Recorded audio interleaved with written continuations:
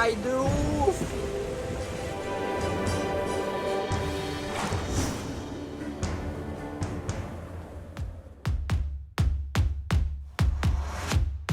Au 6e jour de The Transat CIC, la flotte des IMOCA est rentrée dans le dur de l'Atlantique Nord. Après les tempêtes, c'est froid et brouillard.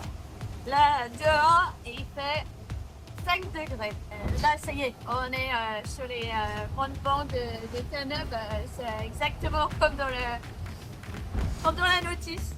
En flirtant avec la zone interdite de protection des cétacés pour rester dans un couloir de vent, les skippers ont quitté le courant chaud du Gulf Stream et ressentent les effets polaires qui descendent du Groenland. En approche des côtes américaines, les concurrents naviguent dans une zone où ils croiseront beaucoup de trafic et notamment des bateaux de pêche, ce qui inquiète le japonais Kojiro Shiraishi car son système d'identification embarqué ne fonctionne plus. あと船の問題は AIS がどうもダメですね。ちょっと治らないんじゃないかなという感じで、最後入港するとき、多分ガスも出ますし、レーダーを回しながら警戒しながらニューヨークの近く行ったらやりたいと思います。ちょっと AIS が非常に残念です。非常に厳しいですね。 La flotte passe actuellement au-dessus de l'épave du Titanic qui gît par 3500 mètres de fond. Alors, pour changer un peu des histoires de bateaux à poil, ma nièce me posait la question hier soir de savoir si j'allais passer pas loin du Titanic. Ben, en effet, c'est le cas. Mettant la position sur la carte, on voit que moi je suis en train de passer une quinzaine de milles au nord, et Damien Seguin qui est en bleu en bas à droite, lui il va passer vraiment tout près.